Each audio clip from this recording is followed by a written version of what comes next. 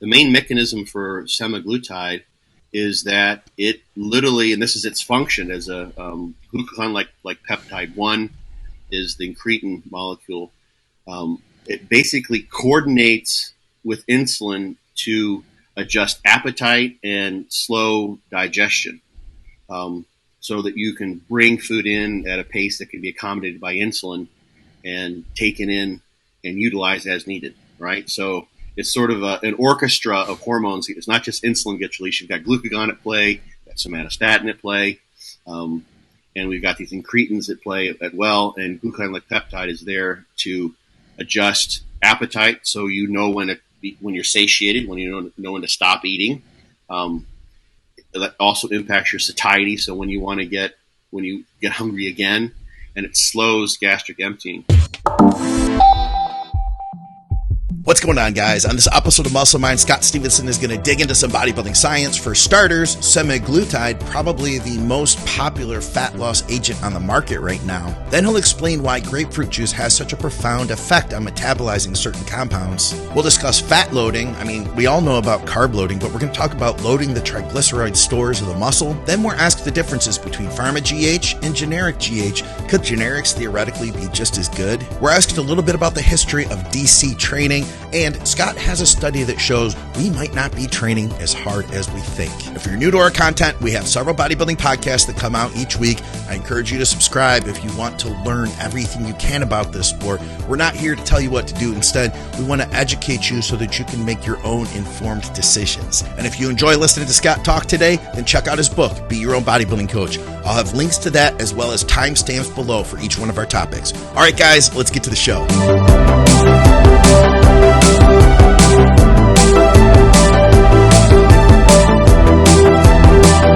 What's up, guys? Welcome back to Muscle Mind with Scott Stevenson. I'm Scott McNally, and all of our programming is brought to you by TrueNutrition.com. Use our code THINK for additional savings. If you have any questions about any of their products, hit me up. I'd be happy to talk to you about them. We're brought to you by STROM SPORTS Nutrition for those of you in the UK, and SupplementSource.ca for our Canadian people. We are back. Scott's back with us. We've got a bunch of questions that you guys had left. We've got some questions from Patreon, and we are going to tackle them today. Scott, welcome back to your program, man. To my program. Yes. Yeah, welcome back to the world. You've been doing a lot of podcasting still, right? Yeah, I did. This is my third podcast this week, actually. You're a busy man. I've got several pending. I literally have 4 others pending, but I kept on. I was sick, and I was out of town, and yada, yada, yada. So I kept on postponing, but I'm available for podcasting now. All right. So we have a bunch of questions, like I said. Oh, by the way, guys, if you want to figure out and find any of those podcasts that Scott's been on, because he's always doing shows, I think the best way is probably to follow your Instagram. Would you suggest that? And I try to repost them there when I can. Yeah, for sure. Okay. And is it Fortitude Training, or is there an underscore in there? Fortitude_training. That's what I thought. All right. Let's jump straight into these. We had one from Matt Blevins. Dr. Thirst Trap. I'd love for Dr. Thirst Trap to speak on semaglutide and bodybuilding. You just did an article recently for the Mountain Dog site for this, right? It was a video Q&A, actually. Oh, okay. Because this is just the hot topic, right? Yeah. It's all over. So people have to remember, I don't have a TV, so I miss out on the news. Yeah. I don't spend like a lot of time on Facebook, so I miss a lot of the things. But I do keep on hearing it's all over the place. Everyone's using semaglutide. It's being prescribed now. Yes. So I won't go through all of what's on John's site. The idea is to support John and his wife Mary, and Andrew and all those guys are there. Chris, RJ, who's the web guy. RJ and I chat every once in a while. Yeah. But I've got, I think it's like a 40-minute long video Q&A. So I went through and I gathered up the majority of the research and kind of the basic stuff and looked at the mechanisms, that kind of thing. So the main thing, there's maybe some evidence that semaglutide and liraglutide are the 2 GLP-1 agonists. So that's one of the incretin molecules that gets released alongside insulin when we eat. If you look at the ways in which you're going to lose body fat, you've got obviously spending more than you take in has to happen some way, shape, or form. You can have things that impact your metabolism, things that impact your appetite, and then your eating behavior. So you simply eat more. You can have things that impact your activity. Obviously, you could go into cardio or your needs higher, yada, yada, yada. The main mechanism for semaglutide and liraglutide, and semaglutide seems, when you compare the two, seems to be the more effective of the two, is that it literally, and this is its function as a glucagon like peptide 1 is the incretin molecule. It basically coordinates with insulin to adjust appetite and slow digestion, so that you can bring food in at a pace that can be accommodated by insulin and taken in and utilized as needed, right? So it's sort of an orchestra of hormones. It's not just insulin gets released. You've got glucagon at play, you've got somatostatin at play, and we've got these incretins at play as well. And glucagon-like peptide is there to adjust appetite, so you know when you're satiated, when you know when to stop eating. That also impacts your satiety, so when you get hungry again, and it slows gastric emptying. So it has a really pretty profound effect, just given to people because they just don't eat as much. It just basically kind of takes the place of willpower, you might say. Yeah. People just eat less, and that's eat less, move more. It's not affecting the exercise side of the equation. It doesn't have a thermogenic effect. There's some evidence that maybe it does. At least in one study, there was the metabolism was slowed, basal metabolic rate was slowed in I think it was semaglutide, maybe it's liraglutide group, but they also lost a lot of weight. And when they relativized that to fat-free mass, it was the same. Okay. So, and if you look at some of the direct mechanistic studies, it may have an impact on increasing metabolic rate, but it's not like DNP, right? It's not going to just turn you into a blast furnace or whatever. Yeah. So it's the type of thing that, and I said this in my my mountain dog video. It's the type of thing that the pharmaceutical companies love. This is a really, really ideal drug for them because they want to keep, just like any good drug seller, drug dealer, they want to keep you buying their product.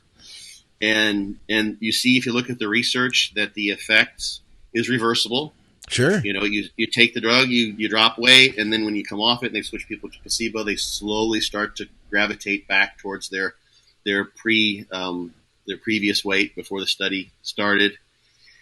So it's the type of thing that will produce a weight loss that will then sort of require, if you want to maintain that, and you haven't done any, and it happens really, that's the thing, it happens without any adjustments.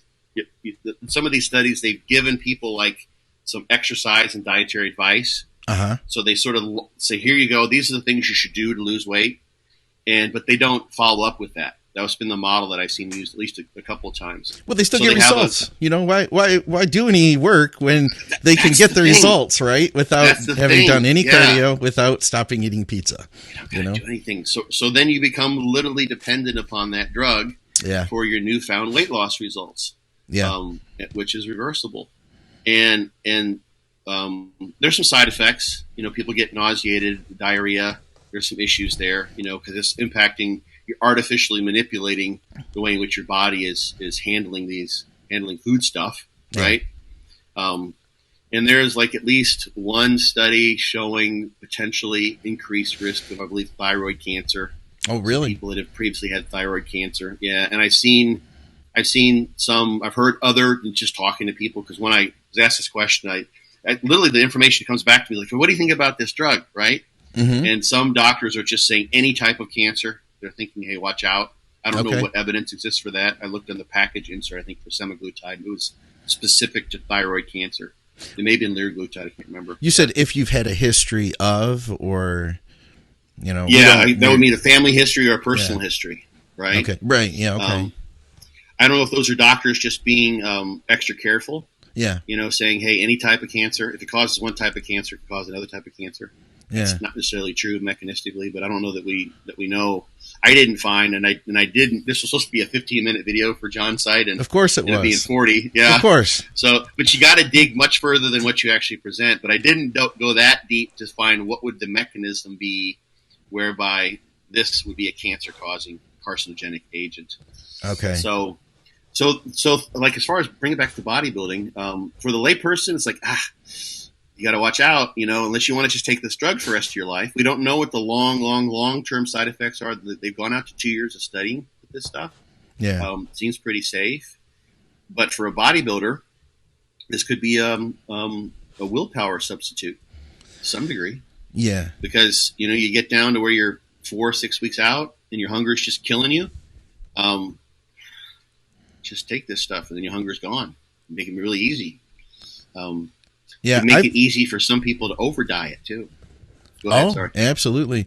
I was just going to say, from a practical perspective, the way I've looked at it is just like we do with any other pharmaceutical or supplement that we use. That I have the mindset of use the least amount that we can use to get an effect. And I've heard, or I should say I've seen on social media, people talking about taking much higher doses. I started people who've wanted to use it, clients that I've worked with who said, hey, I want to give this a try. We've started at 0.25 milligrams per week, which is lower than average. We've then, after we see that things are all right, digestion is okay. So far, nobody's had digestive issues at that little dose. And they feel it a little bit, like they notice a little bit of appetite reduction. And then we go to a 0.5 milligram, and I've literally left it there. I've seen really good results with people who were otherwise like resistant to fat loss. One guy I'm thinking of in particular had like a lot of loose skin and a lot more body fat than he realized. He was, I think, like 240 and he wanted to bulk, but we needed to get him down to like 210 first. You know what I'm saying? Right. Before he could do that. Some people, it's just like if they go into a surplus, they gain fat easily. He is one of those guys. Yeah. So he's one of those guys. And I think for people like him, it could be really effective. And another guy who has just struggled with contest dieting, like he's a good bodybuilder and he's been really successful, but he's struggled, and anything past like that 12-week mark, once he gets super lean, like all bets are off. And he did binge. He went off and binged, which he's done previously. But when he did, he couldn't eat as much. It limited his ability to go off the rails. So we did a show, and then from there, he did like 2 or 3 more shows on his own. He was still competing. I think that he stayed on it. So I think for him, it could be a game changer. For a lot of other people, it might not be, necessarily that great of a thing. And I know that women are using it for like hyperandrogenism, like the PCOS type stuff. That's in fact, Victoria's talked about. To control the whole insulin thing, the way that you would use, like they've used metformin for that type of stuff. And I'm trying not to say PCOS because Victoria would get mad at me if I just blanket said. She finds that to be like too much of a blanket term, I think. But hyperandrogenism, we'll say. So but they're finding good success with that too, and they've been doing that for years now. I think it wasn't until like Kim Kardashian started talking about it that the general public found out about it, and now I see clinics popping up where you can go in each week and pay $50 or $100 to get your shot of it. Versus it's just highway robbery. Too, it really is. Go to Amino Asylum. Use code THINK. Oh, I didn't say that. Well, these were initially they're diabetic drugs. Yes. That was their first approved for that. So there's a whole list of GLP-1 agonists. You can also inhibit the enzyme that breaks down GLP-1, but only those two, semaglutide, liraglutide, at least as of right now, as far as I know, those are the only two that are approved for weight loss. Yeah. So, because they were just seeing that, it's a tremendous effect. So it'll help with insulin sensitivity for sure. I should pull up the clip. Back in 2016, I did an interview with Colette Nelson. And we did a deep dive on insulin, and at the time, a lot of people most people were using like the Milos approach. And the only people I had heard publicly speak about using microdosing of insulin or long acting insulin was Colette and Amin Ali. He was the other guy. Amin was saying to use 2-3 units with him each meal versus the huge like Milos approach. And at the end of that interview, she said to me, and we got to come back and do another podcast because she worked for a pharmaceutical company that sold insulin, and she said there's a new drug on the market. We got to talk about GLP-1 agonists because those things are going to become huge in the bodybuilding world. They're an insulin drug, plus you'll get fat loss with it. And she said, so we got to come back and do that. And then she never did a follow-up with me, so we never talked about it. Yeah. She's really, really cool. She actually, one of the national level shows I did. Yeah. It may have been, I got a Gold's Gym Charleston shirt on right now that I picked up. It may have been there, but she actually painted me. She was working for, I don't know if it was Protan. I don't want to say the wrong one, but it may have been Liquid Sunrays. I can't recall, but she actually painted me once. No kidding. Cool as shit. Yeah. I think both times I went in, I managed to find her. She was awesome. She's super, super, super cool. Super That's nice. Cool. She's from here. She's from the Detroit area. So she comes out here every once in a while to visit family why and she's stuff. So cool. Yeah. All right. What was I going to say? Yeah. So, the one thing too that is, like if someone's using this, and this is not my area of expertise, but if someone's like using this in who has binging behavior and is bordering on disordered eating, that could create a complexity that's absolutely worth addressing at least. Like it's like, I'll never literally. This was in the 90s. This was like I remember this was on like Misleading Does Fitness Does Weight. Oh no, it was on a ketogenic dieting group that I was on. Lyle McDonald was on there, and there was a young woman. And she had an eating disorder, and she was taking creatine in massive doses to give herself osmotic diarrhea. So she was purging. Holy crap. With creatine, and it was upsetting her stomach, right? Yeah. And it made it so she was less likely to binge. Yeah. So her binging and purging behavior became wrapped up with taking massive amounts of creatine because she'd give herself osmotic diarrhea. She didn't want to eat as much. So there's that possibility too. If you got someone who has a eating disorder potential, or they've had disordered eating, add a drug in like this with someone, if they're being seen therapeutically, this could be something that could help them. Just like using an antidepressant, could be something to help you bridge past an issue because you can think straight. Right. A drug like this could, in the same way, in the same vein, be something that would allow you to control the physiological side of the urges that you're having to some degree, and dampen those things because of the reward centers in your brain being lit up by the binging and blah, blah, blah, to the extent that you can then get a handle on what's going on and then eliminate that or extinguish that behavior. Totally agree. It could be a tool, a double-edged sword, right? It can cut for you or it could cut you back. Yeah. So that's and I think that main take-home point is just like you're saying, that it's not permanent. At the end of the day, you're still going to you eventually have to stop using it one day, basically. Yeah, but will people? That's the thing. Like that's the concern. Like, let's say you start you've got a potential for cancer. Like you're one of those people you don't know, you haven't screened yourself for it, and then you can't get cancer. And in the short term, which is what this is. This is sort of about.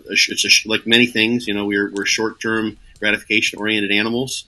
Right. This will get you lean, get you ready for the stage, et cetera, et cetera. But you may do yourself some damage along the way potentially. So it's just there's a risk and reward to balance, like with any pharmaceutical. All right, let's see what else we have here. From Patreon, Nick says, topic for the next Muscle Minds.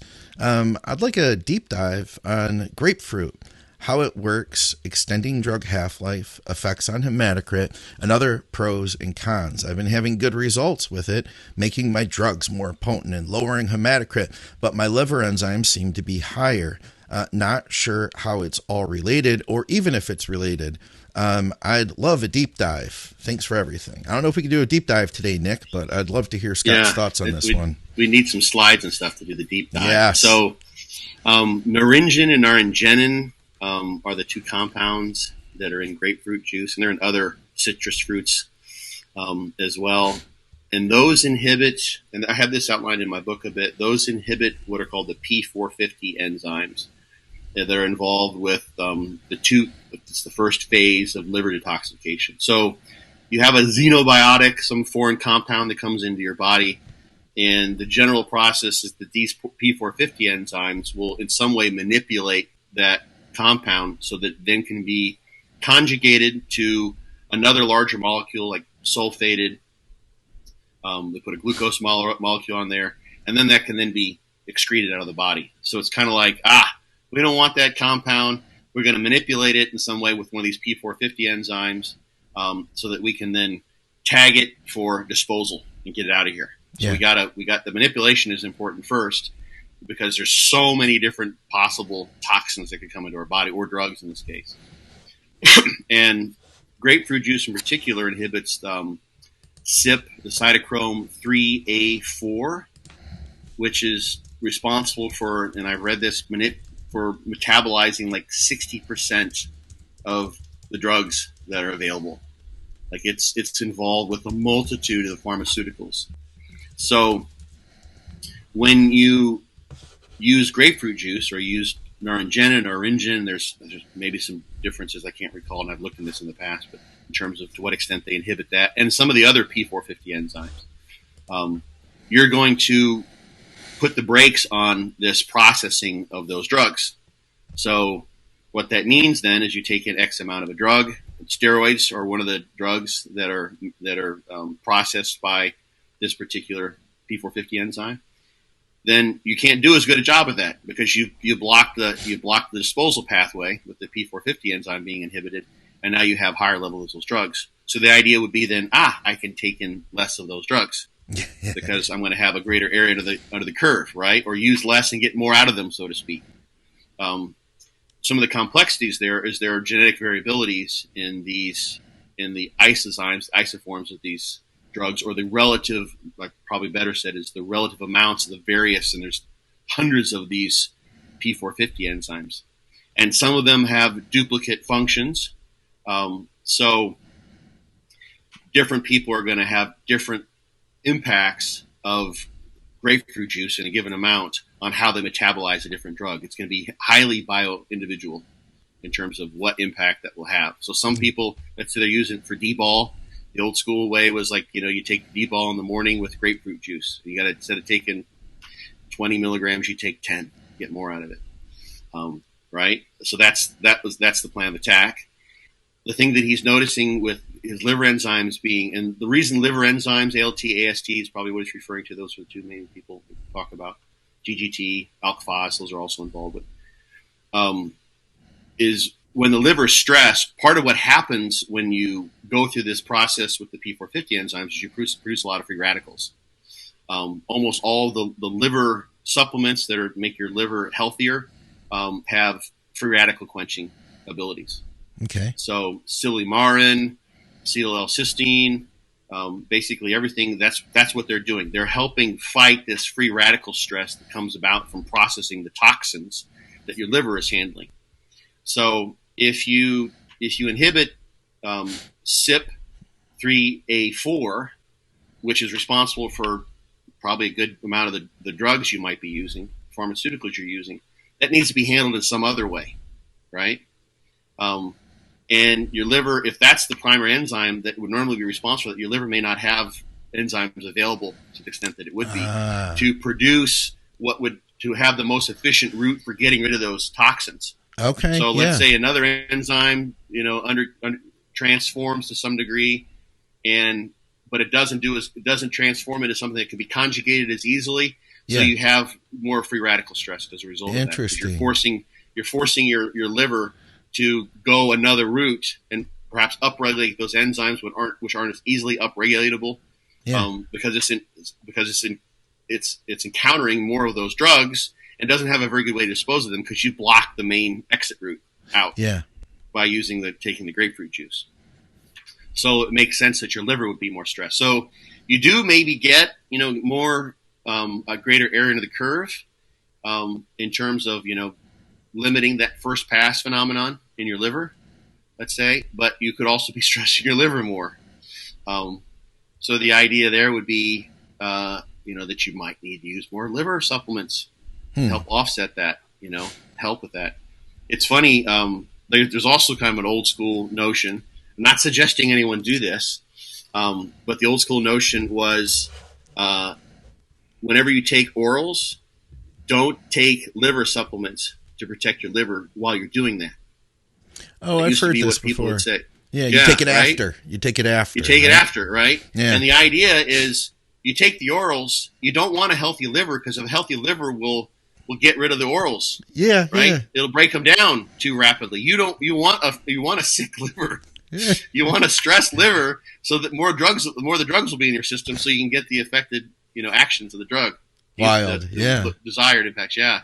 So Yeah. people, that was and probably they figured that out. So of course that's a catch-22 too, because when your liver isn't happy, then you're not hungry, right? Yeah, so if you're trying I've to experienced gain, that. yeah. So if you're pre-contest, that could be a good thing, right? It's like, okay, I'll take some Anadrol and I'll destroy my appetite because my liver's not happy. Right.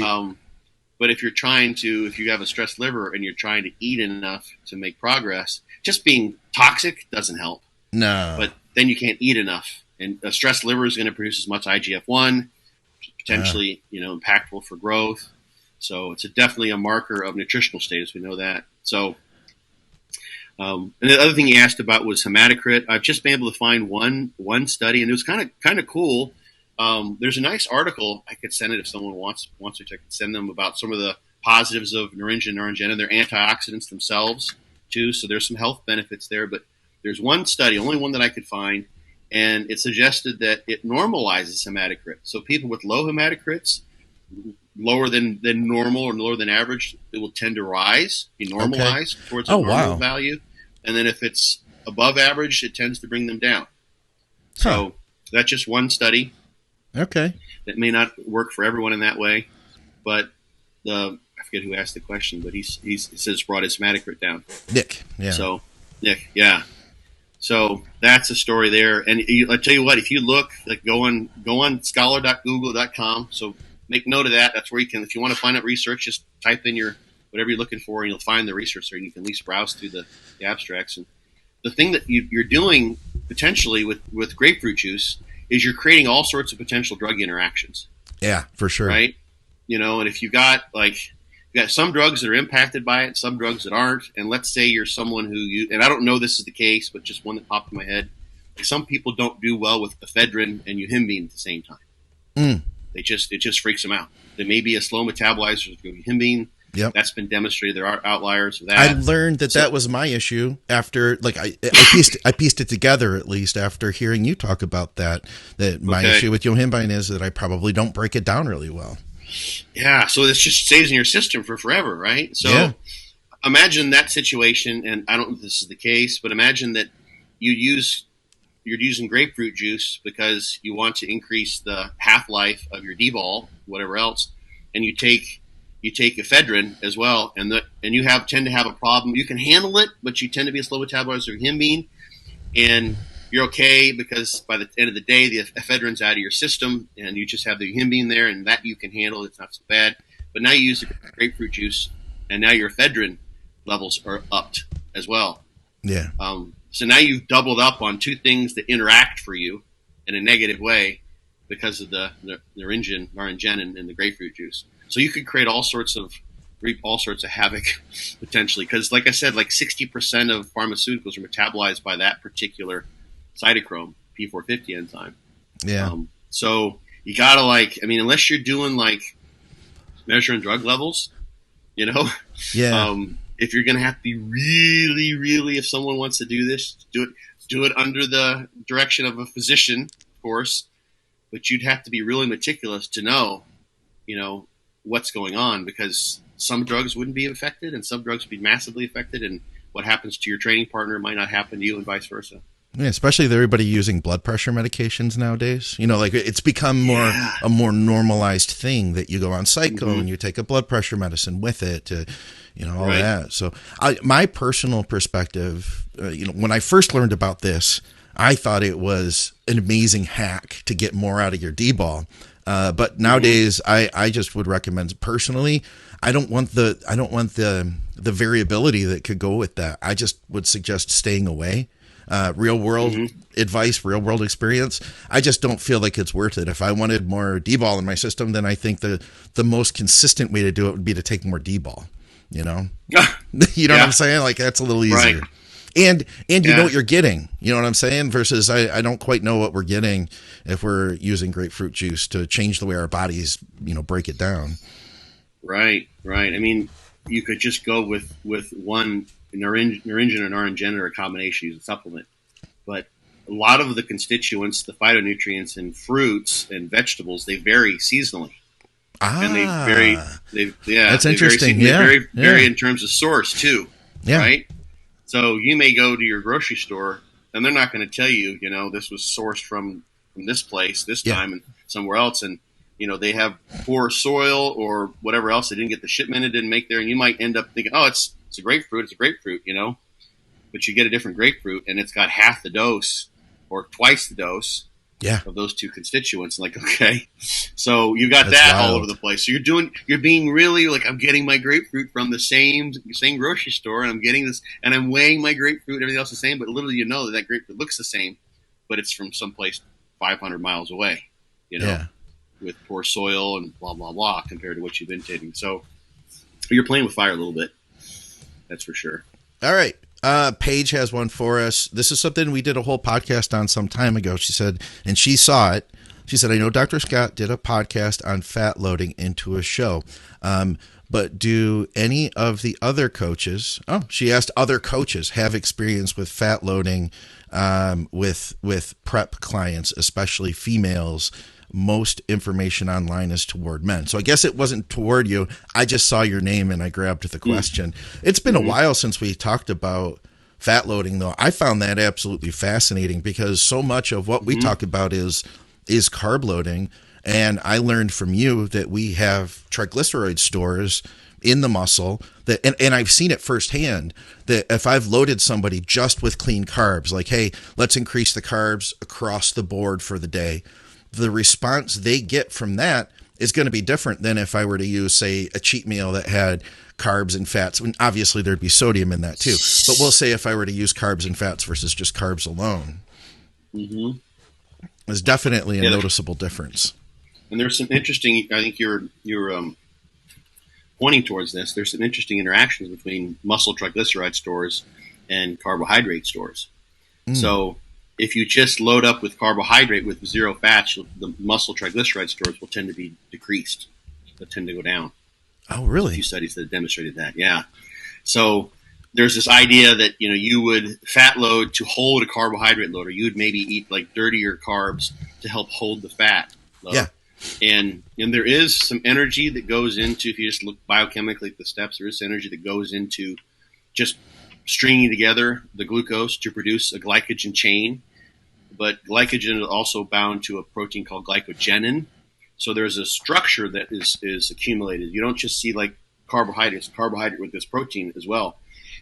So my thought has always been like, maybe the way this system of assembling glycogenin has been evolved over the eons is one such that it relies upon internally stored energy stores, not necessarily glucose, but muscle triglyceride to do that. Because you see this really strange thing where muscle triglyceride will go down when you do a clean carb load. But if you just do a shitload like that, right, and you don't ignore the sodium for now, you can get a better filling effect. Yeah. So there's something you want to get enough. Carbs are definitely the safest way to go, right? We know if you can put down 1,000 grams of carbs a day, or more, that's going to fill you up in most cases, even if you're starting at nil. But for someone who maybe they're going to bed, like let's say they weighed in at 5 o'clock, they made weight, and they don't want to stay up all night and try to carb load, which a lot of people do. So they might get some good high carb meals in, and then might have kind of a shitty carb meal with some fat in there too. That might help to some degree. This hasn't been completely exposed in terms of all the interactions there, but there's an interesting give and take between muscle triglyceride stores and muscle glycogen stores. The coach that comes to mind, Jason Theobald, Scooby Snacks, he does fat loading a good bit, and he works with women as well. I don't know how many nowadays, but he does a good bit of fat loading. And it's the chapter NASM has a what do they end up calling it? The physique coach certification that they came out with here this last year. Okay. And I wrote the chapter on peak week there. And because the literally is such a paucity of evidence as far as fat loading, we haven't seen it really work. Even there was a case study that Chris Bearcat did on himself, and he kind of went. He didn't do a strict enough pattern of peak week in order to drive anything from any fat loading he did. But we don't have any direct evidence as far as how well fat loading works. It's all indirect, suggestive evidence based on what might happen when you load fat in, based on what we know in terms of stores, what they can be from a depleted to a full state. But they didn't want that section in there because it's just too speculative. I wanted to include it from a practical standpoint because people are doing it, right? It's happening. Yeah. And it's a safe way to avoid the water retention that can kind of come with the carb load if you don't have time to get rid of the water, but you want to load up. So it's sort of an in-between. And if you have someone, and this is one of the most important things perhaps, if you have someone who's been eating, and women do this sometimes, a low-fat, higher-carb diet as they came down, then their muscle triglyceride stores are going to tend to be lower because they haven't been taking in much fat. There's someone who might benefit more so from a fat load because they may have higher glycogen levels, been eating more carbs, and they probably will have lower fat levels because they've been haven't been eating much fat, so they might benefit from a fat load. Okay. So yeah, it's one of those things you just practice. You just mess around with it and see what happens. It's kind of cool because you can get a nice filling effect. It's not like you're putting on 10 pounds, but you stay nice and dry when you do it, as long as you don't do any crazy with your sodium. It's one of the benefits of being ready early, that you have that time that you can do those practice loads versus trying to race in that last minute, right? That's the thing. People don't practice. People don't do a practice week or practice run. That's the biggest mistake. All right. What else do we have here? One from Lee. He says, I'd love to hear Dr. Scott, what he has to say about a few HGH questions regarding generic versus pharma GH. I know it's been theorized that generics could possibly be inferior peptides that just raise IGF. But if you test high on HGH serum test a few hours after taking 10 IUs, wouldn't this prove your generics are good? Along with HPLC test showing HGH purity and low to no dimer. So that last part is going to be the thing that's probably going to be most important, an HPLC test. So yeah, he's talking about, I just call it a bioassay. People inject the 10 IUs and they'll measure 3 hours later and do a serum test. That shows you got some GH in there, but it doesn't tell you what's going on with that molecule. So there can be some chemical changes to the growth hormone molecule. It gets sulfated, things that happen just from poor manufacturing processes, because you've got a generic and, I'm not making these things in bathtubs, but that's the kind of idea, that they don't have to follow good manufacturing process that you typically would for producing pharmaceuticals or whatever the relevant process would be in those countries. Yeah. So you can end up, and I've talked about this on a few podcasts. Now we have talked about it here too, but you can end up with generics that would test great with an HPLC. Maybe they have minimal levels of dimers, and the dimers may actually be active too to some degree. So what can happen to growth hormones? You can dimerize, so two growth hormone molecules can be stuck together, and they measure that. That's a typical thing. A lot of the times, if you go, and this is from Casey Reed's board, LATS, the people who provide growth hormone there, they do a lot of these analyses. They look at growth hormone fragments, fragmentation, and dimers, and will tell you like how much, 99% or 1% dimerized, what have you. And that gives you an idea of like when the growth hormone is there. It's kind of like you get, how many broken eggs do you have in your carton, right? Some are going to be fractured, some are going to be whatever, stuck together. Those don't count as eggs, right? That's the idea. Gotcha. But each egg could also be sulfated. It could be otherwise chemically modified in a way that could change the shape of the growth hormone, and then change how it binds to your growth hormone receptor, depending on which isoform you have, or at least a couple of them that a person could have. the growth hormone gene can be, there's a particular exon that gets cut out or not. It'll change the shape of the receptor. It'll change the shape of your growth hormone binding protein as well. So how you bind up protein in the plasma and how it binds the receptor and then what it does, it's just like having a different antigen receptor. Its impact will vary, potentially at least. Yeah. So, and I know I saw this, I don't know where it was, maybe a couple of weeks ago, but you guys were, because I was kind of trolling you guys like I do on Blood, Sweat, and Gear sometimes when you guys come in. And Ken was talking about he got a hold of some farm grade. Oh, yeah, GH. yeah. Yes. Yeah, and he said it's a world of difference for him, right? So there's something there, you know. He also started telmisartan at the same time. Oh, that's right. That's right. He did. And he was like, what was he saying? He's like, my VO2 as of the next day was much better, and I'm getting better quality of sleep and all this other stuff. And I was like, oh man, but you started this other thing at the same time. And now I can't, in my head, I can't be 100% certain. Accept that. Yeah. You know what I mean? Right. Right. But many people have said that, you know, like it's just it could be all placebo, you know, it could be this, you know, this collective consciousness hypnosis that, you know, farm grade stuff is somehow better. But there are reasons too. Like there's a study where they looked at some of these chemical modifications that can happen. And when they picked out generics, it varies. Yeah. The amount of antibodies that's produced varies depending on which brand you have, you know, why that is, you know. Yeah. So some of those are more immunoreactive than others. So we got a pretty big molecule there, and there's lots of places where it could be altered or changed in a way that wouldn't change what you see on a pure HbA1c test necessarily. Yeah. So I'm working with a guy who I had two things. I'll say the other thing first, actually. So that episode of Blood, Sweat, and Gear, it came off as being very pro high dose growth, that everybody, because I have had so many people reach out to me, including clients who've been like, hey, should I take more GH?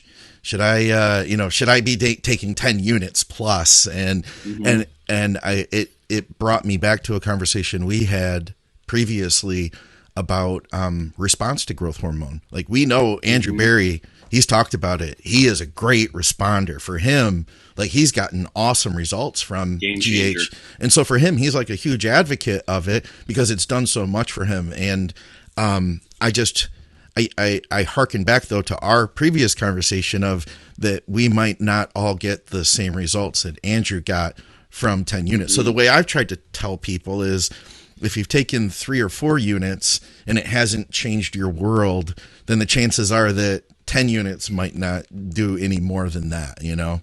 Don't expect it to be like a whole different thing, you know? We just keep hoping, you know, it's like, God, if I just took 4 grams a week, you know, maybe that would be enough to just, you know, change me. Yeah, that podcast got a lot of people thinking about this. Yeah, and that always happens. Like, that's, you know, that's happened so many times over the years. You've been around a long time, Scott, like me. Long enough to see this come up. Yeah. I saw there was a reaction video. Adam Duhl, I think is the guy. He's a German guy who's got a really, really great podcast. Super nice guy, seems like. He's doing a reaction video to Boston Lloyd talking about, when he was up at like 12 grams or something like that. Right? Yeah. Just wanted to see, you know? And like, you're right. Like, you can predict, you can extrapolate your responses to low doses to responses at high doses. It's not like, you know, the curve, do it this way. It's not like the curve goes like this and all of a sudden like takes off, you know? Yeah. And, you know, you get like, middle response, and all of a sudden, like, you need to reach the magic number of, you know, 2.5 grams, and boom, everything just changes. Yeah. But changing, and there's also the search for the magic compound, right? Absolutely. You know, is it Tren? Is it Primo? Is it Stenbolone? Is it DHB? Is it dimethazine? Is it whatever, you know? And there's going to be variable responses, but in general, I think, you know, your individual response is going to be relatively similar, regardless of what you use, and it may be very disparate compared to someone else, you know? And that's not, that's not as exciting. You know what I mean? That's not like, oh crap, all I needed to do was double the growth and I would be a pro, you know? Yeah. That's a lot more of an exciting answer. Yeah. Yep. It is. Now, I know we can't go into a deep dive here, but I would be curious if you had anything to say, Scott, on DC training, because you were a longtime DC guy, and I know you've talked about that's kind of where Fortitude evolved from DC training. I mean, I would love to hear just a little bit of that story. Oh, how that all happened? I think for some reason I was thinking that question was related to the history of DC training, like how it came about. So yeah, I guess that's what I'm getting into. Like, yeah, I don't know what go ahead. So Dante was on a discussion board called Animal Kits. So this guy who's now passed on, he died 3-4 years ago. He was the first person to mass produce trenbolone and Finaplex, all the cattle pellet kits, so you could extract trenbolone. And those were the animal kits, and he made kits to do that. And so he had a discussion board that kind of supported that you could buy those kits to do. Yeah. Go down to your local agricultural supply place, and you want your cattle to grow, right? So you buy a strip of Finaplex, or you get it online, and then you could do that. So that was a pretty active, pretty hardcore bodybuilding board. And Dante had been on there for a while. This is how I understand it. I would think I was a member on there, but I didn't pass. I didn't post very much. Okay. But Dante was a pretty active poster on that board, and he wanted to sort of just put out some of his ideas. But he was notorious even at that time. This is like 99, 2000. He'd been working with people in San Diego, and he decided, man, shit, I don't want to have to deal with these same numbskulls who come at me each time, trying to just kind of troll my posts. I'm going to come up with a new name. Fuck it. I'll just call myself Dog Crap, whatever. Yeah. So that's why I call myself Dog Crap. Not knowing that cycle, that thread, which he called Cycles for Pennies. Mm-hmm. The idea being that there's a cheaper way to go about cycling. It kind of grabs people's attention and making progress. You don't have to, sell your soul to the bank to make progress. So some of that, this is like probably, I think about it, this is probably this is probably the number one thread of all time on the discussion boards. The most famous bodybuilding thread I think there is. And I would agree. It's archived all over the place. So he just laid down his thoughts, and some people figured out who he was eventually. Dante has kind of a unique writing style, especially when he starts writing in all caps and all that kind of stuff. It's like, it's him. He can't really hide. But he wrote out basically the basis of dog crap training at that time. Yeah. And sort of formalized it, and he was working with people. He started showing pictures of guys and that kind of stuff. And so I came across that. I think I was still in California at the time. I just explained this on a podcast a couple of days ago. And I had actually sort of come, with the exception of the extreme stretches, I was doing a good bit of stretching. Just figured that kind of made sense. I knew even then not to stretch excessively before I work out, but I've always stretched before I train because I just feel old and decrepit if I don't. I feel like I'm going to hurt myself if I don't stretch out a little bit. I've always felt that way. Maybe because I'm always sore. But I'd come to like a very similar split to the DC training two-way split. I was training a very, very similar way. Abbreviated, not as many working sets, a little the same upper lower. That was working best for me. And then I hear about this dog crap training, and I went and I read about it, and I bastardized it first. I was trying to figure out, remember Scott McNally? No. Okay.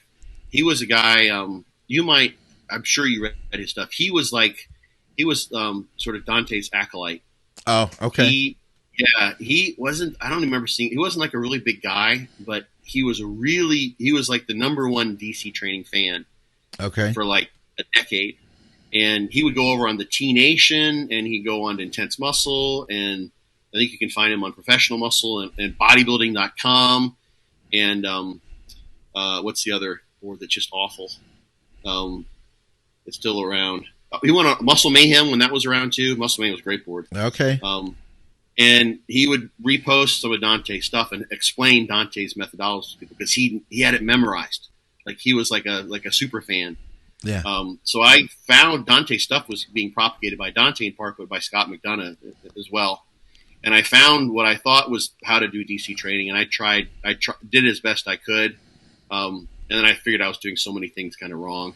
Like I was doing I was going, and someone wrote it this way. I would do like a rest pause set. So, and then I do the negative, the accentuated negative at the end, or pulses for after the third segment of the rest pause set.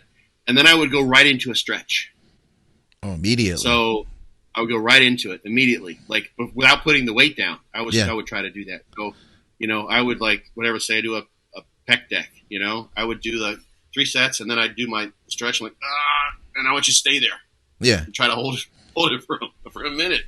It's crazy. I got ridiculously sore. But eventually I kind of figured some of those things, and that was overkill. And I ran into Dave Henry about that same time. And he was training with high volume. I trained alongside of Dave. I've told that story before. And he was trying to figure out how to, because Dave turned pro at like 167 pounds. Yeah. Right? And this is before there was a 202 or a 212. So he was trying to compete against the big boys. Yeah, the 210 for so Samwell just ruined that, He won that like one and only show or something they had at the 210. But so I suggested Dave get a hold of Dante, and I think Dante might have been a supermod on Intense Muscle. This is about the time when Intense Muscle, I was a supermod already, and maybe Dante wasn't there yet. I can't recall exactly how it happened, how it all panned out, but. So then Dante started training Dave, and I was doing whatever Dave was doing. It was just an honor to be training with a pro. Yeah. So I got to see it on the emails and everything. I got to see how Dante manipulated things for Dave. Interesting. Yeah. Interesting. So that was really, really cool. I should do whatever Dave did. And as it turned out, and there probably was some self-interest in this. I don't remember thinking I remember thinking this training that Dave's doing is way too much for me. And Dave wasn't sure really what to do. I said, maybe get a hold of this Dante guy. He's turning people into monsters. That's what you need. You need size. That's the big thing. You need the size. Yeah. And I also knew, because I'd done DC training, I was doing it before I ran into Dave, as best I could bastardize to figure it out, that was a training split that worked really well for me. So I'm like, I can hang with this. I can do this. Just 1 or 2 working sets, 3 working sets per month. I can do that, right? Yeah. For a rest pause set. I can't do 25, 30 sets for legs. And expect to come back and do that again, 5 days later or whatever. No, especially the way you train, man. I like to train hard. I like to go after it. And train with Dave, this is the thing, Dave was stronger than me, and Dave would do a set of 12, and he'd have 2 or 3 reps in the tank because he's, laying off a little bit. We have 15 more sets, and I would do a set of 8, and then I would squeak out 4 or 5 more reps just so I could beat Dave, right? So, I did a Widowmaker every set. Right. And he had 3 or 4 reps in reserve. That doesn't pan out well. I did not recover very well from tackling that. So that's some early, stuff. But Dante's is just basic principles. It's get as strong as humanly possible, as your genetics will allow, using bodybuilding movements and bodybuilding rep range. You're not trying to do triples and doubles and that kind of stuff. Yeah. Eat so that you support the muscle growth along the way. So you're not just trying to get strong, keep your weight the same. You don't have a weight class you're trying to stay in. You're trying to get as large as humanly possible. And then he had some thoughts as far as PEDs too. I think he's changed a lot of that, a lot of his ideas, but it wasn't go to town and just use everything under the sun. But the basic progressive overload principle was one that's been around since forever. That was a basic training principle that's used in every sport, but it hadn't really pervaded. And this is the big thing that Dante probably doesn't get enough credit for, I don't think. People that are in the know this, but progressive overload became more of a mainstay of bodybuilding because of Dante. Yeah, I think I could see that. Really? And it's interesting to see that it kind of faded a little bit. With the mid 2000, later 2000s. I think we went to more volume, and then it really came back in a big way. And I think Jordan has been a big part of that. In Jordan's education, a lot of that progressive stuff came from you, and that from you was affiliated with Dante as well. I'd say that. So I would say that you guys were a part of why it's so popular right now. Obviously Jordan discovered that, and then he just blew the frick up with it. So that's a pretty good sales pitch in itself. But just like when Justin Harris blew up, right? Mm-hmm. Literally, when I started doing DC training, I think I'd finished my PhD. Yeah. Right. So progressive overload, I've been teaching classes on on that with that. That was not new to me. Like that's what I was doing in my training. I was logbooking and everything. Like the whole, like that was like, this is how you have to do this shit if you want to get somewhere. Yeah. It just doesn't make any. I don't have the genetics. Just go in there and just get a good pump, and just grow like a weed and come back bigger and better every single time I come in. So that made total sense to me. Yeah. Right off the bat, and that's why I'm like, this program is great. I like this. I already know this is going to work because what I'm doing has been working, but it's got these novel twists. The rest pause was a really nice thing. Yeah, and he took that term from Mike Mentzer. He had another formulation of a cluster set, and the stretching, was a novel introduction. And like with Jordan, I'm trying to remember how Jordan was training before we got together, but I had a lot of people came to me, because I was the official DC trainer for a little while, so people would come to me for DC training, or Dante would send me those folks. But Jordan came to me, wasn't long after a contest. I think maybe a month after when we started, something like that. And he hadn't had a massive rebound, I don't think, but we went from 218 to, I think we got to 285 or something like that in a year. That's a huge jump, and it was solid. It was solid too. It wasn't like 285 fat, He's a fucking machine, man. He's just he was the perfect bodybuilding machine. I just all I had to do was keep those basic principles. We were doing DC training, just keep those basic principles, and he would execute whatever. There's no play, Yeah. So, so that's DC training is just really well thought out and formulated. It's really effective. It will work for a lot of people, especially those who don't make progress just going in there and trying to follow a high volume approach. And eventually people are going to have to train beyond, 1 or 2 reps. They're going to have to go to failure. Yeah. There, as a side, a last note on this, maybe we got time for maybe one more question afterwards, but there's a meta-analysis that just came out, putting together a lot of the research that's looked into to what extent, especially untrained people or even trained people as well, actually leave reps in the tank. Oh, really? That's right. That's right. Loads are. Victoria mentioned this to me, and she was like, "You should tell Scott about this." You already heard? Yeah, Stronger by Science. That's how I saw it. It came across. I subscribed to them. Okay. So they, I can't remember who it was. Maybe it was Eric Helms. I can't remember if it was Eric or Greg Knuckles. But anyway, they literally most people were picking something in the 50 to 60% of 1 rep max as their load. And they're leaving a lot of reps in the tank when they're doing sets of 8 to 10.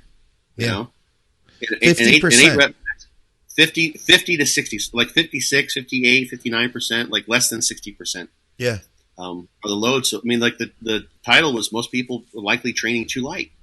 And I tell you, man, I've said this a million times. You know this too. You go into a gym, and I mean, you don't see people training like their life depends on it. You just don't see that happening. You get looked at weird in a lot of gyms if you are training that way. You notice that? Yeah, you can. Yeah, I don't pay attention. You're right. I know that, and I just don't even look because I know I'll be looked at strangely. Yeah, it's like people. It's almost like it's not socially acceptable to train like your life is on the line. At a standard commercial gym. I'm not saying every gym is like that. Yeah. I remember you made me think there was a gym somewhere I think it was in Gainesville. I was visiting a friend in Gainesville, and it was a World Gym or Gold's Gym. It was a big, at that time, it was a big box gym, but, for the hardcore crowd, so to speak. And I think it was doing T-bar rows in the corner or something, and it was a big weight. And I make noise, when I train. I think I went, yeah, or something like that, at the end of my set. And the manager came over and said, "You're cursing during your sets. If you do it again, we'll kick you out." Cursing. And she thought I was saying the F word, or he, maybe I can't remember if it was a man or a woman. Huh. But yeah, and it was just because I was just making noises, and it sounds like that has to be an expletive. He must be cursing, right? He sounded mad. I was putting my rage in there or whatever else that was fueling me on that particular day. But it was loud and noisy and totally out of the ordinary. Yeah. What can that guy be possibly saying? He must be saying shit the F-bomb. The F-bomb or something. Yeah. So, yeah. Wow. So people weren't what the fuck, they just thought I must be cursing because it was I think it's so out of the ordinary for that gym. I was just there for 1 day. Yeah. I was out of town training there.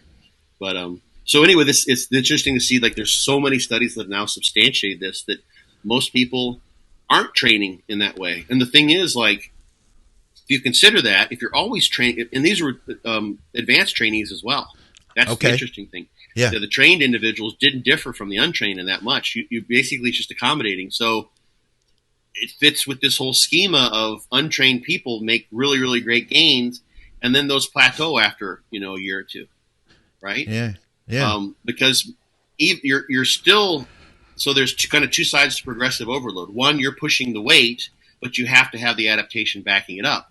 So you try to get more, and then you adapt, and that allows you to try and succeed to get more, and then you adapt, et cetera, et cetera.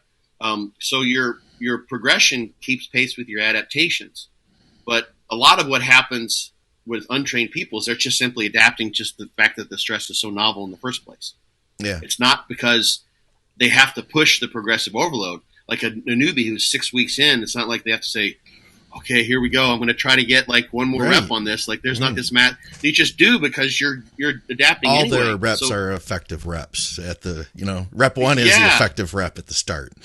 And they're improving every workout or every week. They don't have to really push that other side of the coin where you're like, what, I'm going to get come hell or high water. I'm going to get 2 more reps on this set, or I'm going to load 10 more pounds on this bar, or what have you.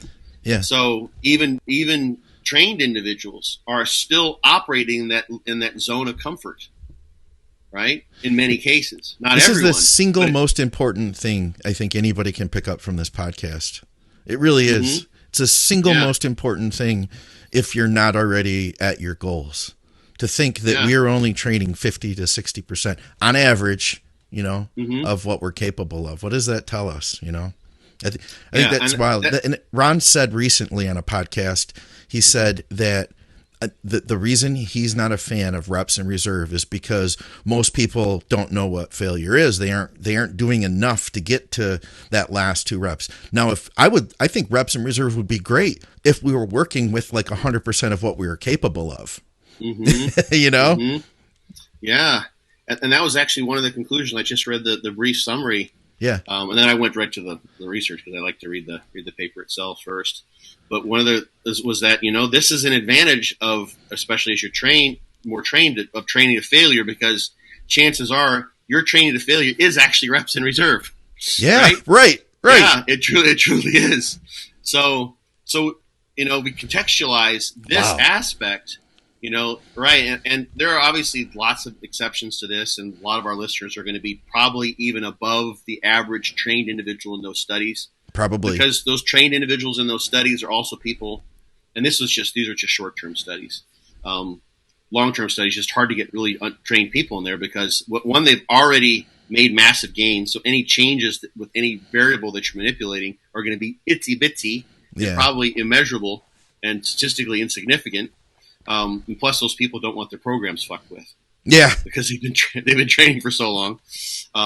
But if you think about then that a lot of people are not really, they don't have the stimulus in place. If we take this on face value, if we take this idea that people are training too light in a very general way, you don't have the stimulus in place. Well, then, you don't have your X's and O's where they need to be to where it makes any sense. Should you be doubling your growth hormone? There you go. Should you be, manipulating all these other things? Those things will get you somewhere, right? In some way, shape, or form. But you still got the cart in front of the horse. As far as ultimately getting where you could possibly go. So yeah, it was really kind of fascinating to see the science back up what you see. Literally, just go in the gym, go in any gym and look around. In some gyms, you'll see people getting after it, but a place like Metroflex, right? Everyone's going to town, going bonkers. But your average gym, even people that've been there for years, they're not training all that hard. You don't see people just going for broke. And the science suggests that as well, that's a very odd thing to see someone who really knows how to push like that. So, man, we could answer more questions, but honestly, that's a great place to end this because I think that really that's the most important thing that any of us need to hear right now. Any of us. I don't care who you are. You're training like a pussy. Get after it. Yeah. I know you had a story we were talking about before the show. Oh. Did we have time to tell that, or you want to wrap this thing up? Either it was a Germany story because we talked about Germany, before we started. Yeah. So when I got to Germany the first time I was there as a foreign exchange student, and all the foreign exchange shirts would kind of cluster around. And so I found out that I was not the first person that this happened to later on. So there was a gym we found, a fitness studio. And the guy who ran the place, we called him the Bald Bull. He was like 5'2", really big bodybuilder. Always, was covered up with like double sweatshirt, but he's a big dude. He's a big dude anyway. And all of us Amis, the Americans, went over there to work out. There's like 3 or 4 of us that trained. So, and he didn't like having us there, right? Okay. I guess this happened like each of the foreign exchange dudes. There always be 3 or 4 of them to come in there, and didn't really want to sell you a membership, So I had traveled around, backpacked around Europe for like a month. So I hadn't trained for a month. It really made zero sense to try to do that when I was just in a new country every other day, whatever. So I'm like, okay, I go in the gym. I finally get through paying the membership, very reluctantly, he lets me join the gym. And I go over, and they had the brand of equipment was called Schnell. And it's kind of very European. There was an incline press that looked like it was available. No one was working on it. And really, the uprights on this thing were like this far apart. Like they're barely at shoulder. In fact, one of the guys who had pretty broad shoulders, he really couldn't use them because he just keep on banging into these uprights. They're not way out like a typical rack would be. They're really, really narrow, and that's important for the story. And someone had just left the thing loaded, and they had left it loaded with like 10 kilo plates on the inside and 20 kilo plates on the outside. Okay. Right? So that's like 185 roughly, something like that. And I wasn't going to start with that first time in. I'm going to just warm up, not going to jump right to that. It was a really high incline too. So not thinking about the physics of this, right? I go to unrack that thing, and I pull a 20 kilo plate off of one side. And because this thing is so narrow, the other side tips down. Oh, boom, no. hits the ground, falls right into the mirror. Crash. Oh, and you were hardly almost not invited in. Friggin' thing I did. The first thing I did was break a mirror, right? Someone left it loaded.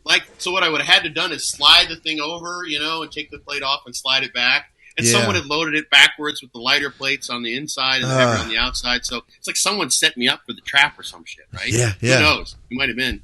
So the Bald Bull, I can't remember his name, but he comes over, and he walks. I'm like, oh shit, Start trying to clean stuff up, It's just my face is probably red as a stop sign. Like this is just awful. Yeah. He comes over and I say, Entschuldigung, es tut mir ewig leid, das wollte ich nicht tun.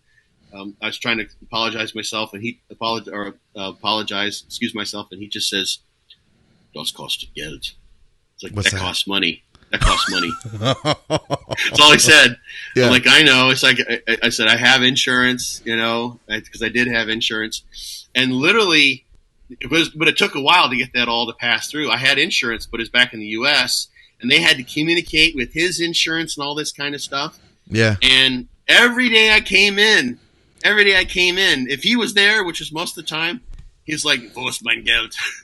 Where's my money?